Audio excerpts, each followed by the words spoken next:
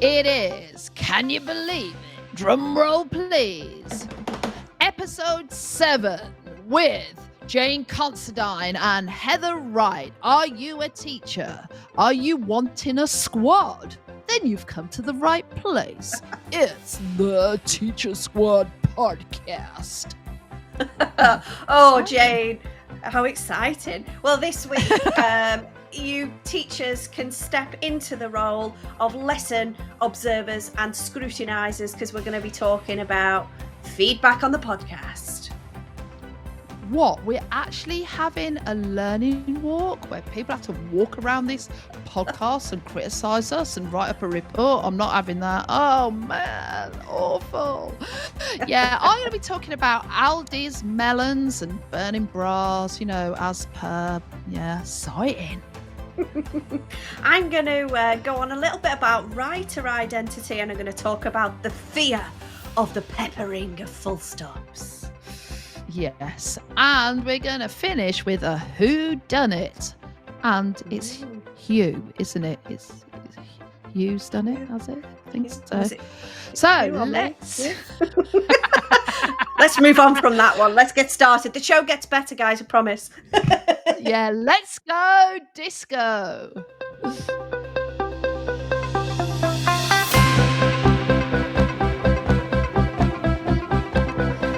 Jane, I'm not doing that again. What? I feel like this has been the longest podcast ever. What listeners don't know is we started, or supposedly started, recording about 7 hours ago, and started to discuss, pick apart.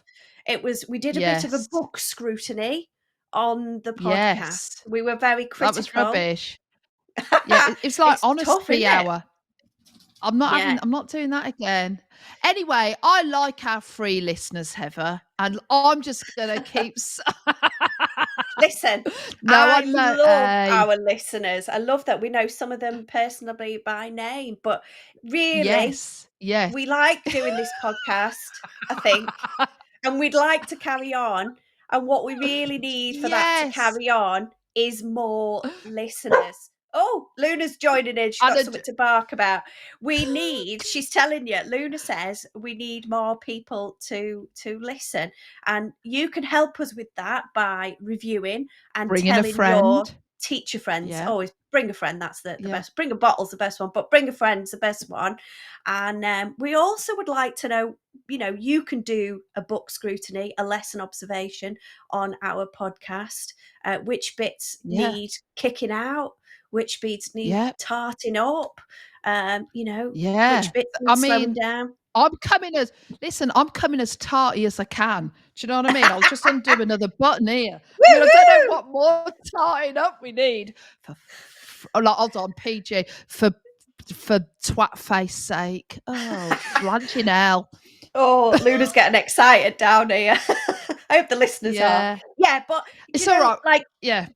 What? If you love Wonder of Words and then we say, oh, maybe we should get rid of that, please, you need to tell us. We shout out and we ask you to get in touch with us, but really this time you absolutely have got to get in touch with us. Tell us which bits you love. Tell us which bits you hate. We'll go and cry in the staff room next to the empty box of Pritt sticks, but we will be okay. We will take it, won't we, Jane? And we're good friends. Yeah, we will take it. Work wife to each other. We can get each other through the feedback. The thing is, if you need me to do educational news updates, if you need me to analyse what Gillian Keegan is doing, because I can do that fairly slickly in about 2 minutes, because I tell you what, she is an absolute tosspot. I can say that. She wants 71%. No, she doesn't. She wants all schools to ban mobiles. And 71% of schools have banned mobiles, and the others who haven't banned them have strategically decided to use them for learning. I mean, that woman, what? I mean, she has got some... We could have a little spot where we just talk about her latest tweets and what she's parping on, saying this is what we've done and this is what we've done, and we could just shift the scale and show the actual reality. Jane, do you know the way I get the my subscription for my toilet roll. This seems a bit random, but there is a Yeah. point. It's called Who Gives a Yeah. Crap. If you follow them on Yeah. social media, they quite often have Yeah. just general world news, and they say, let me Yeah. uncrap that headline. Maybe that's what we need to Yes. do with some of the Tory tweets. Let me uncrap that for you. Yes. Yeah. I mean, they're not talking about the retention crisis. They're not talking about workload. Then they're sort of skirting around the issue of Ofsted and kicking it down the lane, as it were. But really, oh, I mean, it's just a non-agenda, isn't it? The mobile phones. We've sorted that. Like, can we deal with some real stuff? Anyway, yeah, I can get so what's that word? Tarty. I bet you can. Before we go into a downward spiral of misery, we really should do Yes. some gratitude. Can I tell you what I'm grateful for, Yes. Jane? Oh, Please, I am please. incredibly grateful for teacher kindness. Teacher kindness. Oh, So last week it was Random Acts of Kindness Day, and I thought I'm going to give away some of our Reading Rocks teacher book subscription boxes to some amazing colleagues and said, tell me about some wonderful teachers. And boy, did the teaching community come good. Oh my goodness. It actually made me cry because there were just some, oh, there's so many. I can't read them all out, but things like, I would like to nominate Andrea, who always looks out for the staff and children's well-being, a shoulder to cry on, a wicked sense of humour, a knack of creating rapport with the hard-to-reach children. She also loves promoting books and a love of reading. Oh, just oh. beautiful, and just lots of people saying I'm tagging these fantastic teachers. Um, I'd like to recommend my fabulous colleague, Mrs. Russell, who never fails to put a smile on people's faces. She is truly inspirational to the children in our school, especially in terms of her dancing talents. She's a great support to me too, and would truly deserve this. I'd like to nominate Hannah, who's in her first year of teaching, is utterly dedicated to promoting reading for pleasure with her kids and helping every child find a book they love. And there were just reams and reams of these, and it just reassured me that in such a difficult time of teaching and cost of living crisis, that there are an absolute plethora of teaching stars and teaching assistants, librarians out there doing an incredible job and also just supporting each other. Uh, Absolutely loved it. Really, really warmed my heart, Jane. That is gorgeous. And actually, we know teaching is, well, people often ask me, what is teaching? It's 80 percent relationships, isn't it? And 20%, whatever tipple you like, depends how high you want to go, but to get you through it. But it's it's all about the connection. And really, what I am so grateful for is when you leave a school, that you go into a supermarket and you've still got your teacher brain. And what I mean by that is you still want to connect and still want to make it work and make a family. And I can't do this with my kids, but I love bringing my teacher brain to the supermarket, where you just are going to throw out a social cue and you're like, can I make friends in this Aldi aisle? You bet I can. I love that. I love the chit chat with randoms. I have I'll tell you something about stranger danger, shall I? When I grew up, that was so dark and looming, and it was etched on my brain, scary stuff. And a core memory of mine was walking to school when I was about equivalent of year 5. So, like, however old you are, 9, 10 years old. I had to walk to school and I got chatting to this elderly woman. And do you know what? I told that elderly woman my name, my age, my date of birth, the size of my shoes, where I lived, Brass what eyes. school I went to. Yes, I wanted to see her puppies. And when I got to school, right, I got the dressing down of my life because I was witnessed by a teacher. not in my year, but another teacher to form entry who went absolutely let me have a look, bumhole ballistic at me because I'm looking at my PG Lisa. Basically, because like stranger danger, and now I'm not scared of strangers. I think if I am what I call like a stranger exchanger. I just love that freedom. Can't do it with my kids because it's too embarrassing. But that moment when you try and reach out with a social cue and people are like, they're a weirdo, and that's me. And I'm like, no, keep listening. I want to make this work. And I'll just tell you very quickly this moment in Aldi, right? Just really quickly. I'm at the till and Aldi checkout woman who they are so speedy and pressure. Like you're not going to get any chat with them because they're a one woman mission just to get it down, all of that. But she has her colleague over her shoulder and they're having a conversation, no eye contact. Yeah, but she's just scanning, but she's chatting because she's on the self checkout, blah, blah, blah. And the woman on the till goes, how's the shop floor? Like that, how's the shop floor? And in a nanosecond, I get in there. I went, it's looking good, babe. Because she's making eye contact with me. And I'm like, oh. And she's like, hold on a minute. Hold on. We're doing speed bleeping. You've just interrupted this. What? Wait, what? I'm like, it's looking good, babe. Like she does, like you have to say that again. Are you a weirdo? I'm like, I might be. What are you gonna do about it? And then her mate is like, we can do this. And then she checks the bags of the bloke behind me going, has he nicked anything? Can you put your bags on the counter, on the checkout, on the elevator, whatever it's called? And he puts them on.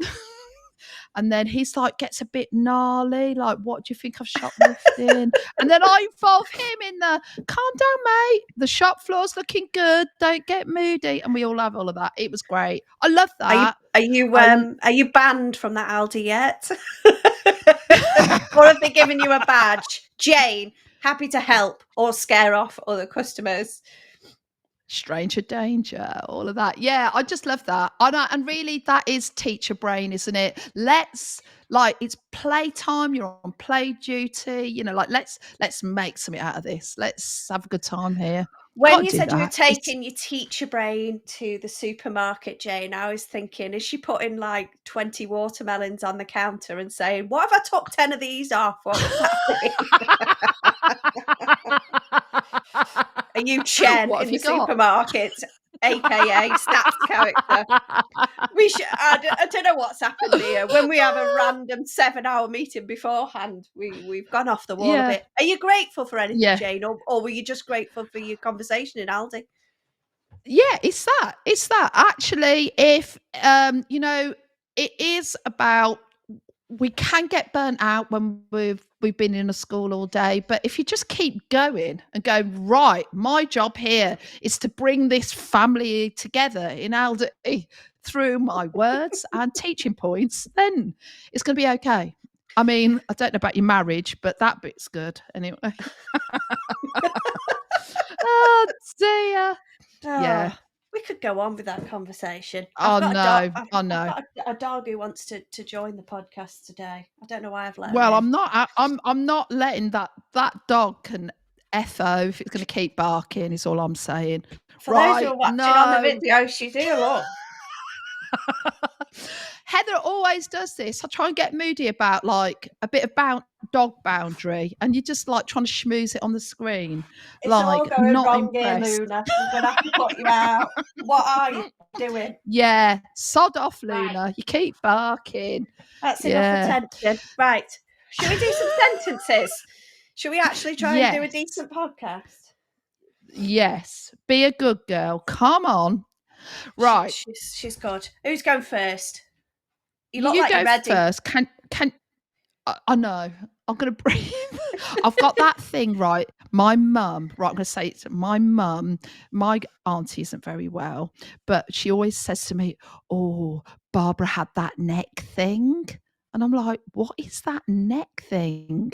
And then my mum has started hinting a bit like what you have, Jane. Like, what? What? Like, this is the first time my mum's got to that age where she's starting to, like, I think she's going a bit, God love her. She's starting to say what's on her mind. The filters started to go. Yeah. And she means like that really, like, the stress shows in your neck. And Okay. she's right. I'm starting to do the Auntie Barbara neck thing. Right. Well, Like you the just have neck, a yeah. minute. You just have a Yeah, minute of because that's when breathing. you said to me, like, I look like I'm ready. It's because you could see it in my neck, couldn't you? I could see some tension. Could see a bit of tension there, In your Jane. neck. You just look like Oh, you're ready God. to pounce. Oh, the dog's It's left. all right. Oh, there we go. Right. Let Yeah, me tell good. you, my sentence is Do it. we need to talk about writing for pleasure. So you're going to be ready to pounce Ooh. on this one, aren't you? I think we Yeah, do a I lot of am. talking about reading for pleasure. But for a change, I want to talk about writing for pleasure. And Yep. I'll share something that's popped up that's kind of sparked this, but it made me reflect on me as a writer. I think I've definitely talked about, like, whinged on about reader identity and Yep. teachers kind of figuring out who they are as a reader so that they can talk Yep. to their class about that and have that open kind of conversation. And I love technology, and I do a bit of on the go writing on my phone, and write things on the computer. But running my day to day business life, I handwrite stuff, and when I'm getting creative, that I like to Yep. scroll, and it is a bit of a scroll. Yeah. It's a bit messy. Yeah. It can be doodly, it can be connected, and it looks like brain vomit. But Yeah. I do like to do that, and I like the flow that creates. And then I was thinking of what else do I need as a writer, because I think I mentioned this in another podcast. It's the same as the reader identity when somebody says, "Are you a writer?" And you're like, "Well, I've written a novel, you know, Yeah. so I'm not a writer." But we all write day to day, don't we? For whatever purposes, whether it's to Yeah. write a complaint letter to Aldi to say, "Can you please stop letting that woman in?" Um, For um, goodness sake. Yeah. or writing to our local MP to say, "Can you please fund schools better?" But we write for different Yes. purposes, don't we? And I was thinking, what helps me as a writer? Now, I am a big procrastinator, um, and Mm. I think that's okay. It's okay to admit to that. I was working with an author last week, um, on some author event stuff, and he actually said, "Oh, I'm a massive procrastinator," which gave me heart that a published author was that as well. But I Yeah. kind of thought the procrastination part is actually really important, because it's the thinking part, it's the bouncing and the creativity bit to actually Yes. get those ideas making sense, rounded on a page. I need a real purpose. um, I Yes. need I need a deadline.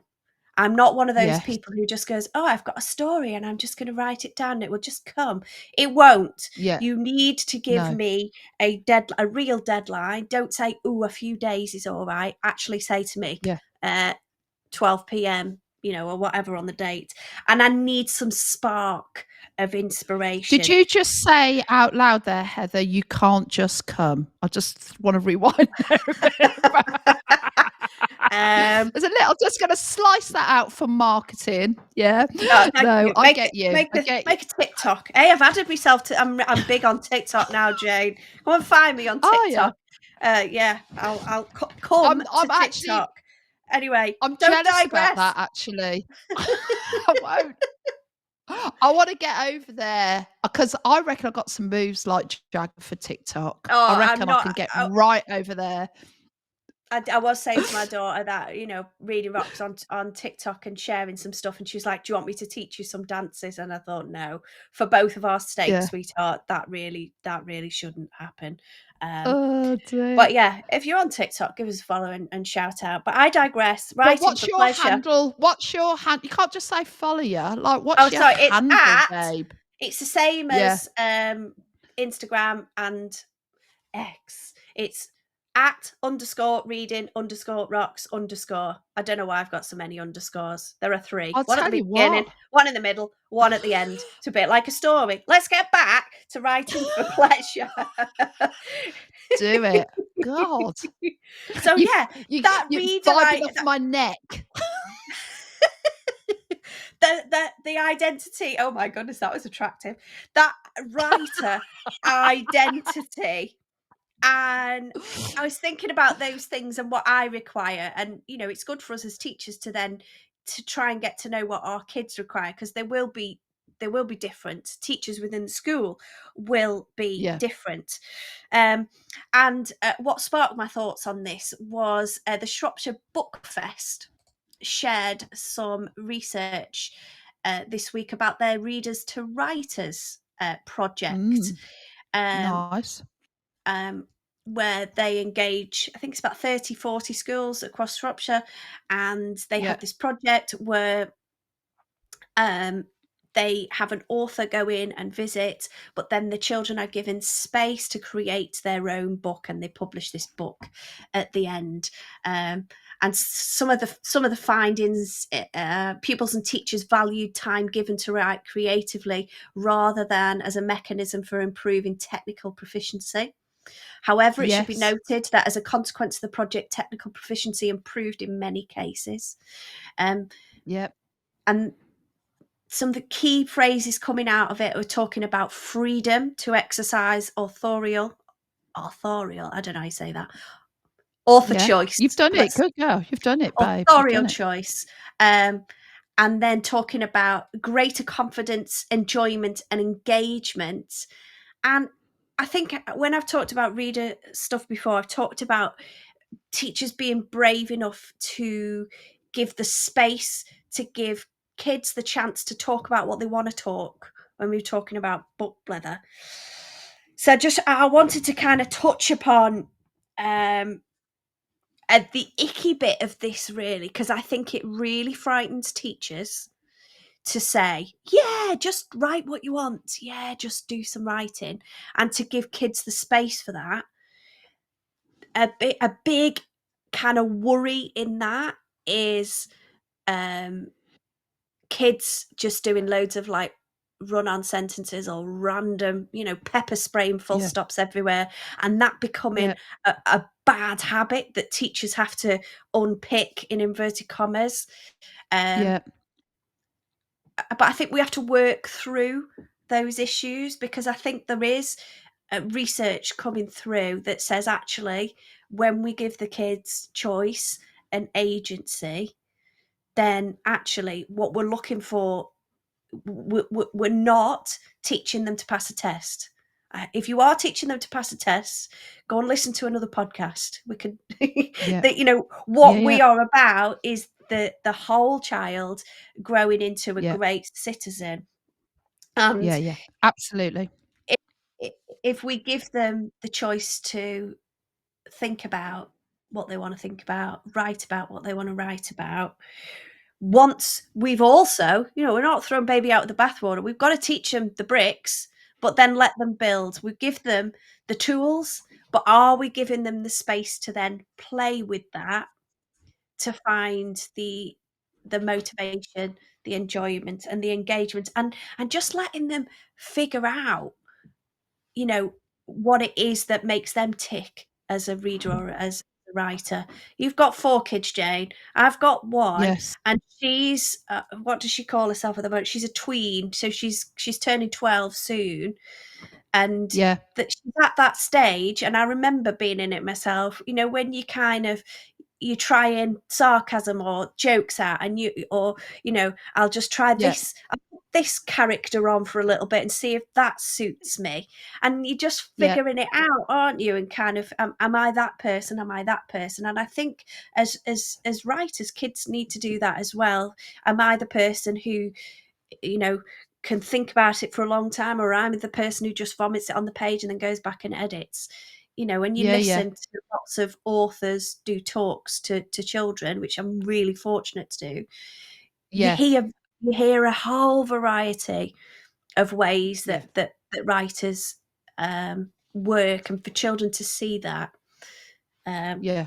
yeah, well, I think, yeah, writing for pleasure, get it on your radar.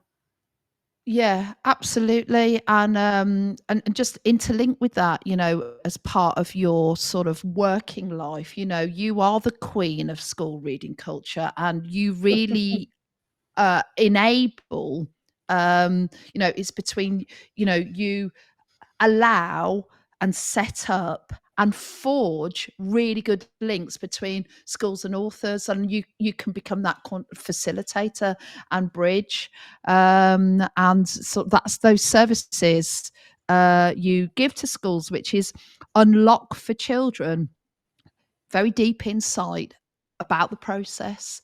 And we know, don't we, about writing, children who enjoy the process of writing. These children are going to more likely be our greater depth writers. And this is why it's so crucial that we work on writing being beautifully interesting for children, that we're really excited by where they are, especially when they're on the edge of their thinking. And it is very, we've got to motivate them. We've got to make it a positive experience for them. And crucially, this is why, like in the Right Stuff approach, we have lots of experiences that are really deep, so that Yeah, it connects with kids' motivation. Like, children need knowledge. yeah, Context is so critical. So let's live an experience together, because this is going to be so fruitful into writing. It's not going to be like, oh, what do you think? Well, actually, for fairness, for parity, let's live something together. And yeah, we've got to build that pleasure culture, so that children can see, actually, I lived something, I understood it. It's been a richness of ideas for me. And yeah. we it can't be, too much of the writing process. It just feels really tragic and horrible for kids, and it's not very, very nice. And we've got to kind of flip the narrative, and we've got to deeply enjoy the process. And like, how can we do that? Well, Yeah. we've got to give our premium pupils just as much chance of the children who come in with tons of cultural capital. We've got to close that gap. And for fairness, let's live something together, and deeply understand it as kind of a pathway into breathe through the writing process. And also not you know kind of diminish the mm, experiences that pupils, we all have experiences, yes. even those children that experience the harshest of poverty, and Yeah. there are lots of Yeah. families experiencing that at the moment. But actually, we all experience things, and I think showing children that Yeah. we all have something to talk about, whatever the Yes. genre, whether it's Yeah. humor, whether it's trying to Yeah. persuade somebody about something, or inform, each Yeah. child has something, and we don't need to be afraid of that. I think sometimes we can be afraid that if we let pupils who have got tricky backgrounds open up in writing, that they're going to splurge out, the deepest, darkest. They might not Yeah. necessarily be doing that. You read last week talking about peeling a clementine. They will Yeah. have lived experiences Yeah. that Yeah. they can share, and if we show them that those things are valuable, it's not just writing about the lofty. Yeah. Um, Yeah. you know, thinking about that, I was just, somebody had shared something on social media about the royal family, Yeah. and when you think about that program, just in a living room with a family and not much happening, and it's Yeah. absolutely incredible.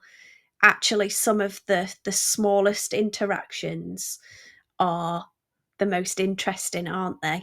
And when Yeah. we let kids know that there's joy to be written about from all of our experiences and depth, Yeah. we begin to start valuing their, I'm going to say it again so I can get it right, authorial choice. Ooh. Ooh, and a lot of glitter came down then, Heather. That was gorgeous. Oh, Talking about shows where nothing much happens. Have you ever seen Mum? no. Yeah. Oh, that's good. That's good. It's basically a mum, mainly in a kitchen. Yeah, it's love that. I mean, it's probably I'm not very good at time. It's probably about 5 years old, but it just is one of those kind of very small, gentle, nothing much happening, but everything happening sort of Everything programs. happening. I like that. Yeah. Quality writing for Um, those kind of things. Yeah. Go yeah. on, Jane. What have Uh, you been thinking about? Can you sum it well, I'll up tell you in what a I've been sentence? I will. I'll tell you what I've been thinking about. You're writing to your MP to moan about Gillian Keegan. I'm writing to my MP about blinking potholes. As a family, we're on our fifth, having to be rescued because of flat tires and not having a Oh, spare or the spare isn't working. And it's just potholes are just ridiculous. And on another note of cars, I now think I've developed one of the new words that have gone into the Oxford English Dictionary. go on. Range anxiety, and it is basically apprehension or fear that your electric battery is going to run out before you can get to a charger. It is Oh, that has Jane, you made are it. so middle class. All right, whatever. Your story earlier about Aldi, are you sure it was Aldi and not Waitrose or Sainsbury's? Well, I did go to Waitrose over Christmas, and I vowed I'd never, ever, ever go again. We know it's really expensive and ridiculous, but honestly, this year, it was just stupid. You know, it was literally the prices were stupid. Nobody was in there, and Heston Blumenthal's can stall. What? Yeah, I mean that is they're doing a really fine line of greedflation there. It's just crazy, You've just screwed our £4 chances, 90. Jane. Screwed the Yeah. chances of us getting sponsored by Waitrose. Actually, I was looking at the emails today. All the people trying to sponsor this podcast. It's so exciting. Yeah. Anyway, Carry on, Jane. yeah. Carry on. Actually, I tell you how I'm feeling today, and this got in the dictionary this week, thanks to our teenagers. I mean, thanks a lot. I mean, they are really teenagers. I mean, that's the teenage job, isn't it? To give us about 20 words for the Oxford English Dictionary, but mid, Mid. feeling a bit mid. Yeah, yeah, bit in the Is that middle. the new meh? Yeah, that's the new mid. Yeah, feeling a bit I'm mid. still Yeah. about 5 years ago. I'm catching up. You know how fashionable I can be, Jane. Well, I shall pop mid onto TikTok. yeah, come and see some mid dancing on TikTok. Yeah, it'll be mid coming at you. At least you'll be doing it in the most fashionable trainers ever. Yeah, true. Actually, why don't I do TikToks in Aldi with my new gang that I've just met doing maths puzzles? Yeah. Yes, I that's what carried I'm a gonna do. watermelon. Yeah, do it. You're just looking at my tits a lot, aren't you? That's why you keep saying watermelons. I know it's so Freudian. I know you fancy me. It's Oh, just Jane. whatever. Yeah. Right. I'll tell you what I want to talk about, and it's the same thing that you want to talk about, but it's subtly and nuancedly different. I am also talking about space, to Okay. let things breathe, space. And if you are driving to school and you have listened to nothing else, you must listen to this. Right. This is so simple, it's beautiful, and it is just space. But think about a kid's book, right? And think about you've found the bravery to write something down and you know and then the teacher goes like, well, you got to edit it now. Like kids hate editing, like they hate it, like it's been so hard for them. In fact, saying to edit it is like saying, well, that's not good enough. Yeah. Even though it's been writing is so tangled up with self-esteem. And Mm. just that word editing really means, well, that's not good enough. It's very soul destroying for them. Like, sort it out.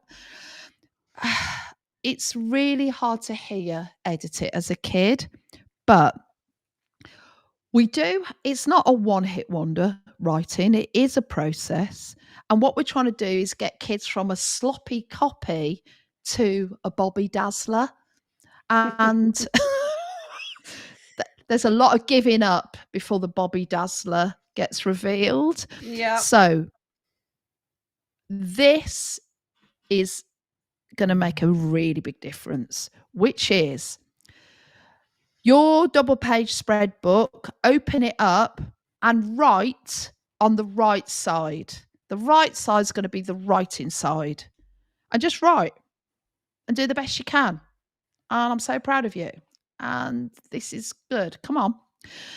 And then when we do have to edit, we are leaving the left side blank. We're not going one line, miss a line, because who can remember that? Can't remember that. That's like you're a kid. Like, you're not going to remember, just write on the lines. That's hard enough. But if we leave the left side blank as a beautiful bit of breathing space, and then we go, right, we're going to try and get to a Bobby Dazzler, that left-hand side being blank is saying, I give high value to the process and I want you to feel positive about it. And I'm giving you loads of space and it's not squashed in. And on that whole page, we can really sort of take a slow meander. Nothing has to be too scary.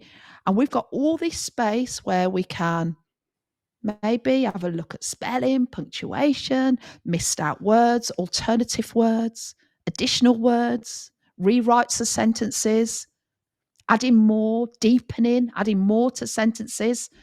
And it's not squashed. That just not squashed, showing that I value the process is going to make such a difference. And it's all in one place. And I don't have to have like sticky flaps that might flack off. It's just Did you there. just say And sticky flaps? You just said sticky flaps. you said earlier you can't come or something like that. I don't know. I think I said I can just come on demand, babe. Especially when you talk about writing, Jane. Oh, oh dear. I So like that, yeah, though, Jane. I think the implicit messaging is quite often something that we underrate in teaching. But when we are, like you said, saying there is space for this. This is a value. This is just as important. That messaging is really strong, isn't it? But I think we've got an issue. We've got an issue in primary, definitely. I think it's very different in secondary. We've got a big issue about how our books look. yes, And in certain schools, it can be really quite to the detriment of the actual teaching, and we're making these books look a certain way, but what's it yeah, actually for? Who is it actually for? And yeah, yeah, we've thought too much about product and not about process. yeah. And And yeah. yeah, I agree with that. And let's interact with the writing. let's keep motivated about it. Let's sort of chip at that process, and me giving you space to do that, and we can talk about how we work on it to get there, so it sort of shines bright like a diamond. Can't sing, but you Oh get the dear, drift. she's singing. She's singing. Is it time for a tea break, Jane?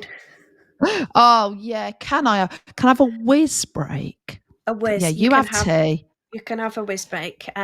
Don't Yeah. you take a break while you're driving, if that's where you're listening, or you're in the shower. I don't know where you have us with you, because we're just going to share a little something whilst we have a little moment to breathe, a bit of space to get our thoughts together. Is that all right, Jane? Yeah, do it.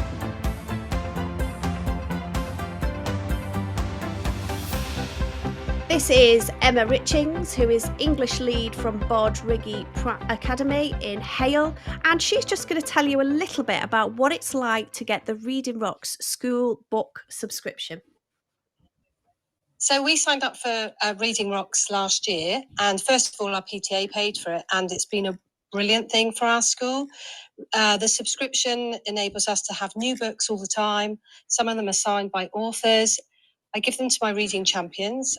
We have a meeting and it's very exciting. It's like Christmas time, and they open the parcels and find the new books inside. And to see their faces as they read the new books, and they get extra things and bookmarks all inside. And what they do then is they go and deliver them to the classes, and they recommend books to their friends. The subscription means that our bookshelves are kept up to date with all the latest authors. There might be new books that we've not heard about. There might be authors that we haven't come across before. It's a very reasonable price, and it means that, like I say, everything's up to date, and we've got lots of books and lots of new books.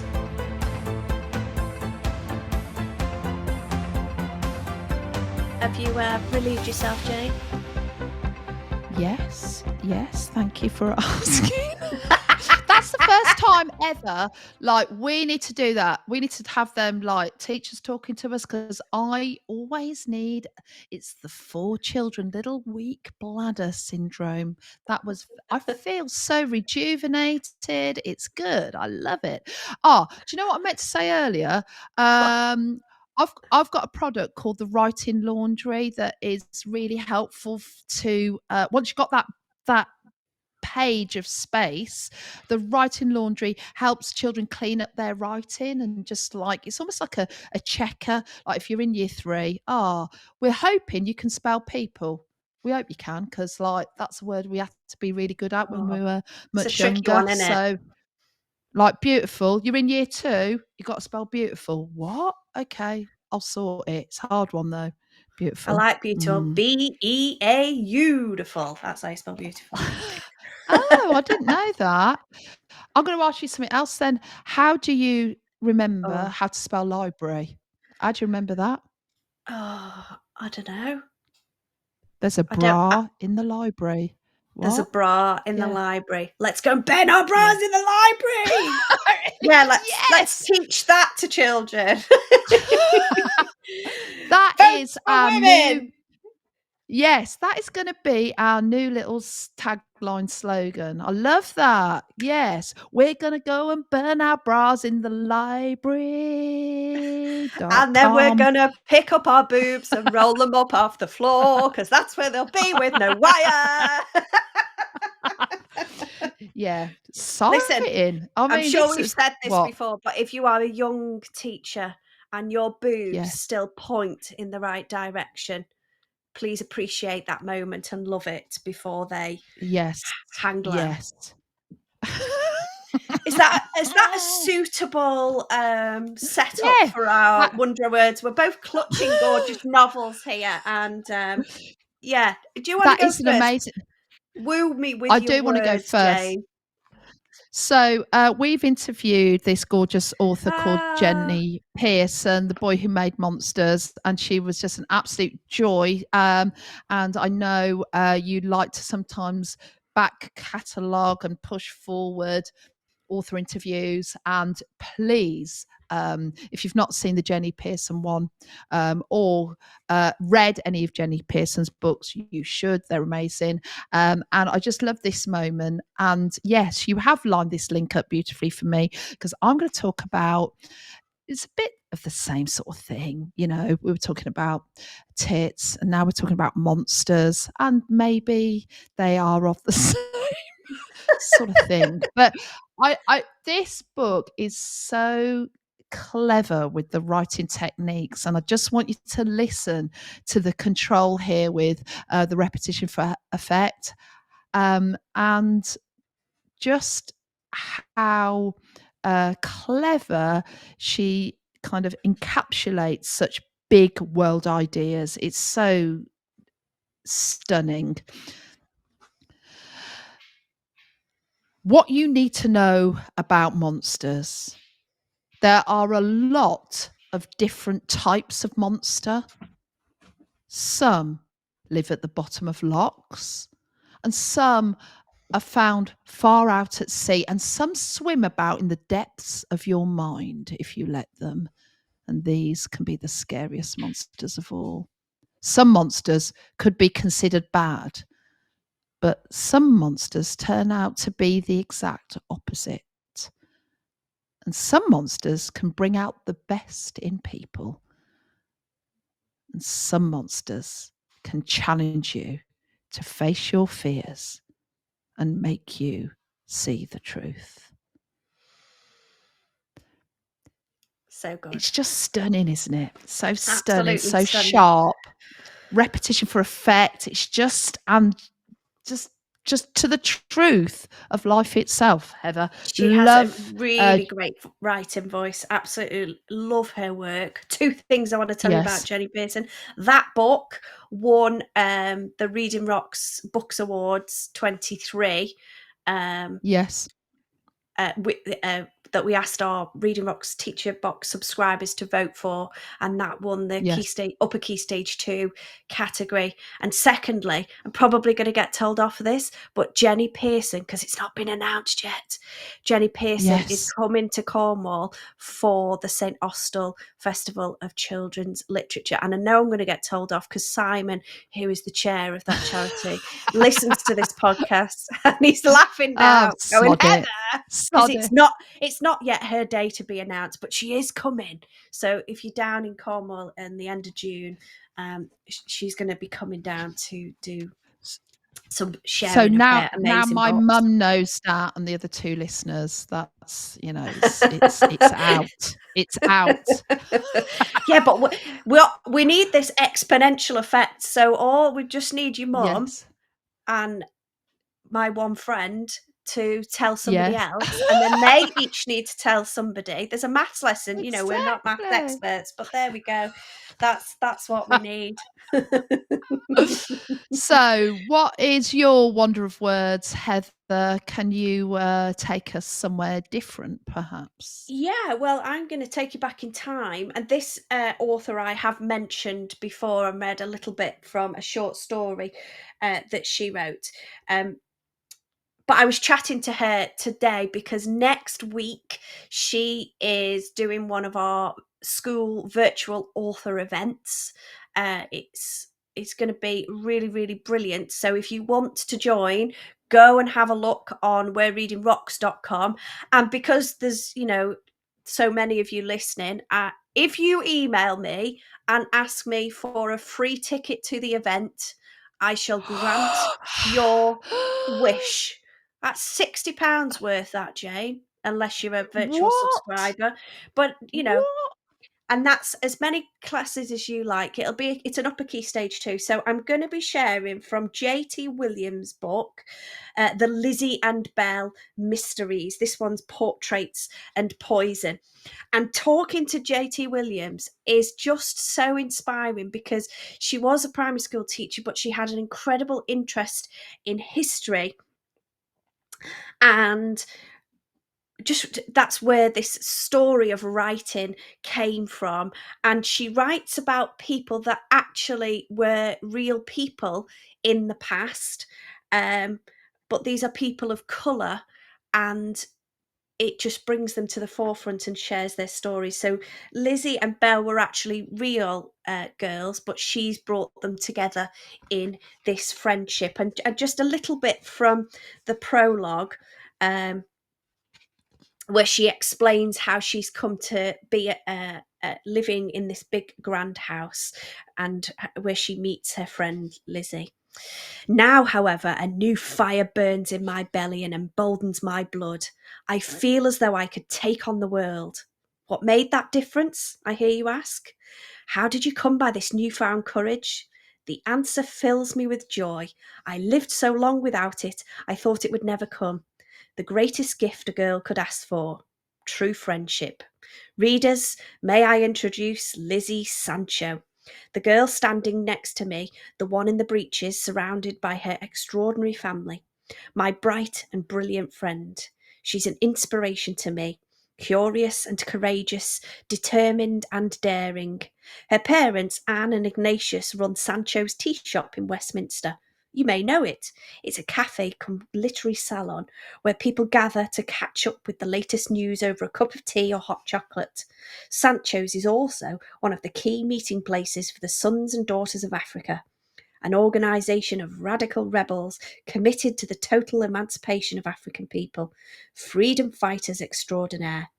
Lizzie lives at the shop with her mother and father, baby brother Billy, and 3 sisters, Kitty, Mary and Frances. The Sanchos are the kind of family that would gladly share their last loaf of bread with you. Frances, the eldest of the Sanchonettas, is now officially stepping out with Joshua, our family coachman.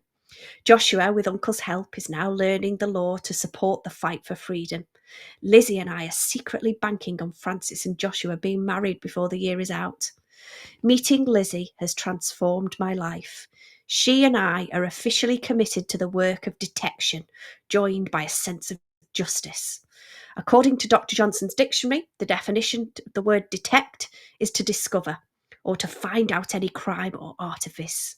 This is the story of our next case. Here I have set down the events as I remember them. Read closely. Observe objectively. Leave no detail unexamined. Perhaps as my story unfolds, you will resolve for yourselves the who, the how, and the why of the case of the purloined portrait. Who done it? Love that. So good. And I learnt a new word, purloined. Do you know what purloined means? Yeah, I do know what purloined means. You're cleverer than I is. I tell you what, you won't know. I bet you don't know. This is interesting. Do you know this word, grand family? It's a word that means a child is being brought up by their grandparents, and that is now the new official word for how they should be described. That's cute, isn't it? I love that. That's so nice. Yeah. I love words. I love words. Well, Jen, it's been a bit of an interesting podcast. Yes. Please come with that high energy again, babe. Yeah. So hopefully we're going to be inundated with feedback. Yes. We're ready. Think of it as a book scrutiny or a lesson observation. We are ready for your feedback. There's no need to tart it up in one of those crap sandwiches. You know, we just throw it at us. Tell us what you love. What do you want to keep? Do you want to keep the guests? Throw the guests. Do you want to keep the wonder words? Throw the wonder words. We want to know, don't we, Jane? We are ready. Yeah, we do. We're so ready. And tell us the email again, Heather, how they can get hold of us. You better email me. It's heather@theteachersquadpodcast.com. But feel free to give Jane equal feedback at jane@theteachersquadpodcast.com. .com. .com, Jane. .com. Don't I think that might be where it's been going wrong. People have been sending them to .co.uk. Just redirect them for us. And yeah, and don't forget, if you want your class to join us on the 26th of February at this wonderful, it's going to be really inspiring and interactive, and pupils are going to absolutely love it, and teachers as well. Send me a message and I will send you a free code, because I'm feeling those random acts of kindness. Yeah, very Cluedo-ish. Well, I've had a great time, Heather, as per. So it is big love from me, is that how Heather, we do it? Yeah. and heartbursts from Jane. See you next week. See you next week, everyone.